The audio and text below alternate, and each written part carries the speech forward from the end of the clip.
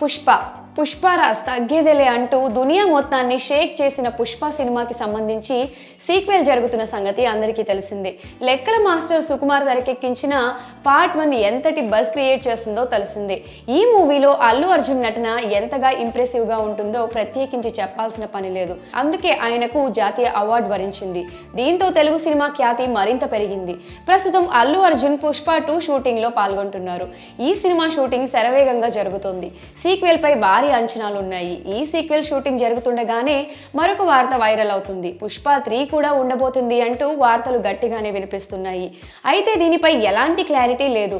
కాగా movie shooting లో మరోసారి అల్లు అర్జున్ గాయపడినట్లుగా తెలుస్తోంది. త్రుటిలో పెద్ద ప్రమాదం నుంచి తప్పించుకున్నారట. గాయం కారణంగా షూటింగ్ వాయిదా పడినట్లు సమాచారం. దీనికి సంబంధించిన ఒక పిక్ వైరల్ అవుతుంది. ఈ పిక్ లో అల్లు అర్జున్ ఎడమ చేతికి దెబ్బ తగిలినట్లుగా తెలుస్తోంది. గంగమ్మ జాతర కోసం కొన్ని సీన్లు తీస్తున్నారట. ఆ సమయంలో వచ్చే సన్నివేశంలో ఈ ఐకాన్ స్టార్ గాయపడినట్టుగా తెలుస్తోంది. గంగమ్మ జాతరను బేస్ చేసుకుని భారీ యాక్షన్ సీక్వెల్ ఉండబోతుందని టాక్ వినిపిస్తుంది. ఆ సమయంలోనే ఈ నేషనల్ అవార్డ్ యాక్టర్ గాయపడ్డారని సమాచారం. ఆ ఫోటోలో అల్లు అర్జున్ చేతికి ఒక కట్టు కట్టి ఉంది. గాయం వల్ల షూటింగ్ వాయిదా పడిందని, ఈ కారణంగా ఆగస్టు 15కు సినిమా విడుదల అవుతుందా లేదా అన్న అనుమానాలు కూడా వస్తున్నాయి.